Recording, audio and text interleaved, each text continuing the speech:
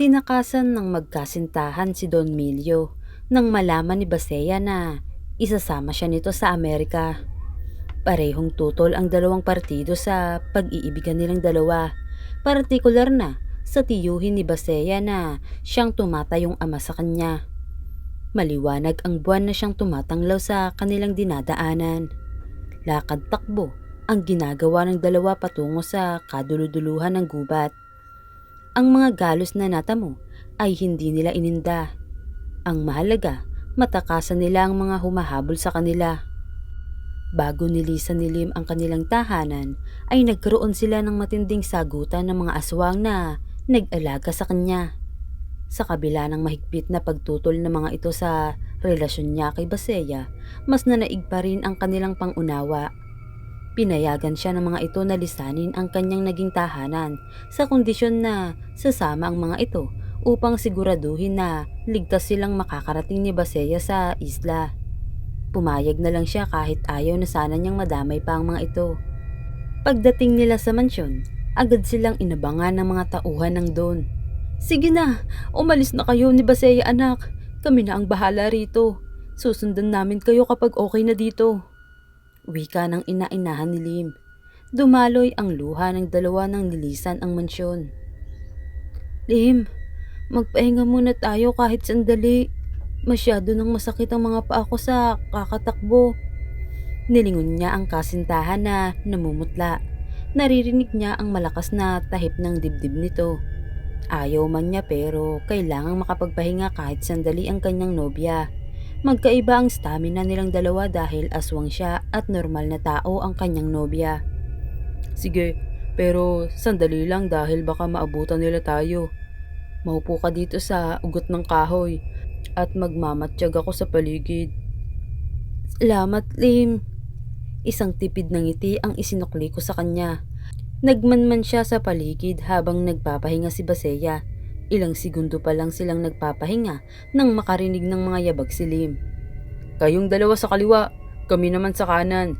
Kailangan nating mahanap si Ma'am Basea pati ang halimaw na si Lim. Malaki din ang pabuyang makukuha natin mula kay Don Milio kaya walang uuwi hanggat hindi natin sila mahanap." Bulyaw ng lider sa mga kasama. Narinig lahat ni Lim ang pag-uusap ng mga ito. Bumalik siya sa pinag-iwanan niya kay Basea. Marahan niyang ginising ang kakaidlip lang na dalaga. "Kailangan na nating umalis. Nandito na ang mga tauhan ng tiyo mo. May mga naririnig na rin akong malalakas na pagaspas. Kaya mo na bang tumakbo?" "Medyo masakit pa ang mga paa ko pero tingin ko kaya ko na." "Huwag kang mag-alala. Aalalayan kita kapag hindi mo na kaya." Magkahawak kamay na nilisan ng dalawa ang pinagtataguan. Patuloy lang sila sa pagtakbo hanggang sa narating nila ang highway. Ngunit bago pa sila makatawid sa kabilang kalsada, biglang umalingaw-ngaw ang isang putok.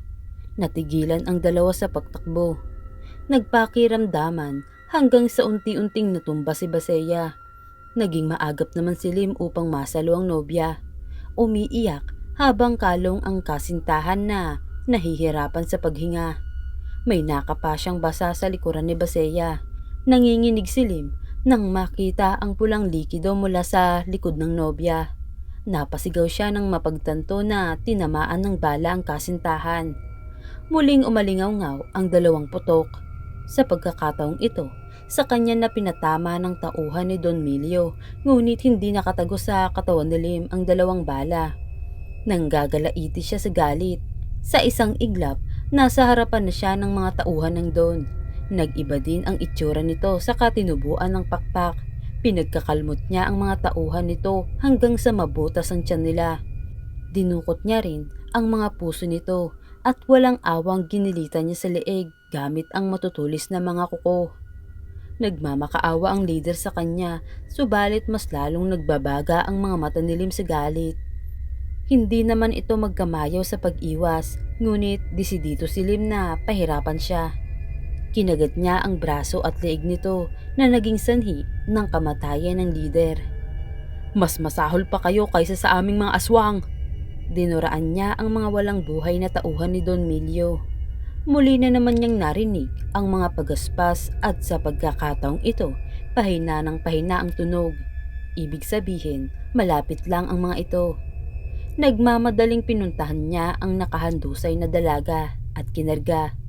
Lumipad siya paitaas na kalong ang babaeng minamahal. Ngumiti si Baseya nang makita si Lim. Maraming beses na niyang nakita ang anyo ng pagiging aswang nito, subalit ni minsan hindi siya natatakot kay Lim. Lumapag ang binata sa isang isla. Maingat niyang inihiga sa lupa si Baseya. Parang tinusok ng libo-libong karayom ang kanyang puso sa nakitang paghihirap nito. Hinawakan ng dalaga ang nanlulumong mukha ng nobyo. Lim! Suminghap ito, halata na pilit na nilalabanan si kamatayan. Wag mo akong alalahanin. Masaya akong minahal mo ako kahit maikli lang ang panahong nagkasama tayo. Mahal na mahal kita at ito ang babaunin ko sa kabilang buhay. Umiiyak na usal nito hanggang sa pumikit ang mga mata ni Baseya at lumupaypay ang mga kamay.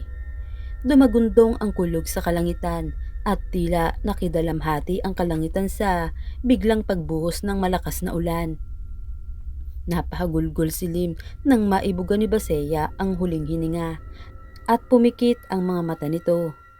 Inilabas niya ang mga pangil at kinagat ang leeg ng nobya. Nag-usal siya ng isang orasyon upang muling mabuhay ang kasintahan. Ilang sandali at iminulat nito ang mga mata, ngunit may kakaiba na sa dalaga. Namumula na ang mga mata nito. Tinubuan ito ng mga pangil at pati ang mga kuko ay naging matulis. Ang hininga ay tila hinihingal. Kinagat ni Lim ang sariling kamay upang sugatan. Pinatakan niya ng dugo ang bibig ni Baseya na malugod naman itong tinanggap. Patawad mahal ko, ngunit hindi ko kayang mawala ka sa piling ko. Nginitian siya ni Baseya at hinaplos ang kanyang muka. Inakay niya patayo ang nobya dahil nangihina pa ito. Kailangang makahanap si Lim kahit hayop upang maipantawid sa gutom na si Baseya. Pumasok sila sa kakahuyan. Nagbabaka sakaling may mga mabiktima. Ngunit wala silang nakita kahit isang tao sa lugar. Nagpatuloy pa sila sa paglalakad hanggang sa makakita sila ng baboy ramo. Pinaupo niya muna si Baseya sa isang bato, saka agad niyang sinunggaban ang hayop. Hindi ito makapanlaban dahil pinilipit ni Lim ang leeg nito. Ibinigay niya ito sa nobya na nakamasid lang sa kanyang ginagawa. Walang pag-aalinlangang tinanggap naman nito ang walang buhay na hayop. Sarap na sarap siya habang nilalantakan ang mga laman loob ng baboy ramo at ininom ang dugo nito. Pinagsawa niya ang sarili sa pagkain sa hilaw na karne. Gumawa ng maliit na kubo si Lim gamit ang mga natumbang kahoy at mga talahib. Naglagay din siya ng bakod na lagpas ang taas sa kubo at pinagdikit-dikit niya ito. Ang talahib naman ang nagsisilbing bubong nila. Nagganda sugat-sugot pa ang mga kamay ni Lim dahil wala siyang ginamit na kutsilyo. Tanging sila lang ang nakatira sa isla. Ikinatuwa nila ito dahil malayo sila sa gulo. Tuwing sasapit ang gabi, sabay silang nambibiktima ng mga hayop ni Baseya. Ganito umiikot ang kanilang pamumuhay. Masaya kahit sila lang dalawa ang nasa isla. Subalit, lahat ng magandang nangyari sa magkasintahan ay panandalian lang pala. Sa mansyon ni Don Milio. Napakawala niyo kwenta. Sayang lang ang perang ibinayad ko sa inyo. Binigyan ko kayo ng 1 linggong palugit. Kapag hindi nyo pa nahanap si Baseya at ang bisit na aswang na yon, kayo ang malilintikan sa akin. Wala pang 1 linggo. Tsak na, mahanap na po namin ang anak-anakan nyo, pati ang aswang Don Milio. Huwag kang puro salita, Binido. Gawin mo at ng mga pulpul mong mga tauhan. Hala, alis at huwag kayong bumalik ng walang magandang ibabalita. Nilisan na ng mga tauhan ni Don Milio ang opisina. Nagngingit-ngit pa rin siya sa galit. Ibinato niya ang hawak na wine glass sa dingding. Bumagsak ang isang picture frame, katabi ng wine glass na nabasag din. Pinulot niya ang picture frame at bumalik sa swivel chair. Natatawa siya habang minamasdan ang isang larawan. Manang-mana talaga sa'yo ang katigasan ng ulo ng anak mo, kuya. Ngunit tinitiyak ko sa'yo, mahanap ko ang anak mo at siya ang magbabayad sa lahat ng kasalanan mo sa akin. Pahihirapan ko siya hanggang hilingin niya ang kamatayan. At ang ampon mong silim, bonus na lang siya. Alam mo bang dapat kay Baseya ko sana ipapamana ang batong itim? Subalit, inagaw ito ng pakialamero mong ampon. Sa hindi niya pag-iisip, inakala niyang candy tapos hayon, kinain. Kung hindi dahil kay Lim, na ipaghiganti ko na sana ang anak ko na pinaslang mo. Oo, aswang ang lahi ng asawa ko. Kaya isang aswang din ang anak ko pero wala kang karapatang patayin siya. Nandun ako ng mga oras na sinaksak mo sa dibdib ang anak ko. Pinagmamasdan ka habang panay ang sigaw mo ng halimaw. Nilalaro lang niya ang anak mo at wala talaga siyang balak kainin si Baseya. At nang dahil sa pangyayaring iyon, tinugis kami ng mga tao kaya namatay ang asawa ko. Balak ko sanang balikan ka at ipalasap ang naranasan ko ngunit nabalitaan kong patay ka na. Sayang talaga. Pero buhay naman ang anak mo, kaya siya na lang ang tatanggap sa galit ko. Nagpakawala ng isang halakhak si Don Milio habang nang uuyam na pinagmamasdan ang larawan ng namayapang kapatid. Natapos na rin ni Baseya ang paglalaban ng mga damit.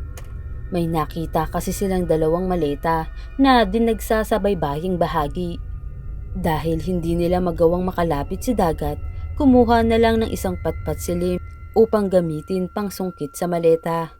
Tuwang-tuwa sila nang mabuksan ito at tumambad ang maraming damit, pati mga gamit pang babae. Inilabas ni Baseya ang isang siplak na natatabunan ng mga damit. Napangiti siya nang makita ang mga sabon. Walang kamalay-malay ang dalawa na natuntun na pala sila ng mga tauhan ni Don Milio. Inireport agad ng bagong leader kay Don Milio ang kinaroroonan ni Baseya at Lim. Kinagabihan, handa na ang magkasintahan na magpalit ng anyo upang maghanap ng hayop sa kakahuyan. Sandali lang sila doon dahil agad silang nakahuli ng hayop. Masaya nilang pinagsasaluhan ni Lim ang hayop nang bigla silang nakarinig ng palakpak. Lumingon si Baseya. Nanlaki ang kanyang mga mata nang masilayan ang tiyuhin kasama ang mga tauhan nito. Tinutukan sila ng mga baril. Napasiksik siya kay Lim na noon ay nanggagalaiti ang ngipin sa galit. Isa ka na rin palang aswang, mahal kong pamangkin. Hindi ko inakala na si Lim pala ang tutupad sa matagal ko nang pinapangarap. Ngayon, nakakasiguro ako na naghihinagpis na ang iyong ama sa aking tagumpay. Sayang, hindi niya ito nasaksihan. Anong kailangan mo? Hindi pa ba sapat ang ginawa mo akong halimaw? Ano pa ba ang kailangan mo sa amin? Tahimik kaming namumuhay ni Baseya dito. Wala kaming pininsalang tao. Kung may halimaw man, ikaw yun dahil mas masahol pa ang ugali mo sa amin. Relax, kalmahan mo lang. Nandito lang naman ako para ihatid ang regalo ko sa inyo. Lalo na sa iyo, Lim. Sige na, kunin niyo na ang regalo ko sa kanila. Wika nito sa kanyang mga tauhan. Tumalima agad ang mga ito. Pasa ng dalawang tauhan ng Don ang isang malaking karton. Inilapag nito sa lupa ang dala saka binuksan. Natigilan ang magkasintahan nang makita ang dalawang bangkay. Sunog ang mga iyon na halos hindi nila makilala. Matamang pinagmasdan ni Lim ang mga bangkay. Bigla itong nagwala sa galit nang makita ang palatandaan ng mga kinikilalang mga magulang. Napasigaw sa sobrang galit si Lim na labis na nagpagulat sa Don at sa mga tauhan nito. Maging si Baseya ay nagulat din sa nakitang kakaibang galit nito. Naging mabalasik ang tinging ipinukol nito kay Don Milio. Sinugod niya si Don Milio na panay ang tawa sa nakitang sitwasyon nila ni Baseya. Pinaputukan si Lim ng mga ito habang tarangtang nagtago si Baseya sa batuhan. Bawat mahawakan ni Lim ay kanyang inihahagis. Madami ang tauhan ni Don Milio, subalit mabangis naman si Lim. Mas lalong nag-uumapaw ang galit niya nang makita na isa sa mga tauhan ng Don ay hila-hila ang buhok ng nobya. Ngunit tulad niya, naging mabangis din ito. nang isinuwalat ni Don Milio ang katotohanan tungkol sa balak sana nitong pagpapahirap sa kanya. Gamit ang matutulis na kuko, dinukot ni Baseya ang puso ng lalaki na humila sa kanyang buhok. Napatumba nila ang mga tauhan nito hanggang si Don Milio na lang ang natira. Nakadama ito ng takot nang makita na patay na ang lahat ng kanyang mga tauhan. Hindi ininda ni Lim ang sugat na sanhi ng bala na tumatama sa kanyang tagiliran. Nakaalalay naman sa kanya si Baseya na nanggagalaiti na sa galit na nakamasid sa tiyuhin. Naglakad sila palapit dito habang patuloy naman sa pag-atras ang Don. Nagsusumamo na huwag siyang patayin at hindi na siya manggugulo pa. Alam ng magkasintahan na hindi marunong tumupad sa usapan ng Don. Sabay na sinugod nila si Don Milio. Nakalitaw ang kanilang mga pangil. Nagkulay pula ang kanilang mga mata. Walang haba siyang pinagkakagat ng magkasintahan hanggang sa malagutan siya ng hininga. "Patawad," sambit ng Don sa dalawang aswang habang pinaglalantakan ng mga ito ang kanyang mga laman loob. Ininom din ang kanyang dugo hanggang sa nagdilim na sa kanya ang lahat. "Tapos na, mahal ko. Wala nang hadlang sa atin." Isang tango ang ibinigay ni Baseya sa kasintahan. Ngayon, magiging ganap na tahimik na ang kanilang pamumuhay.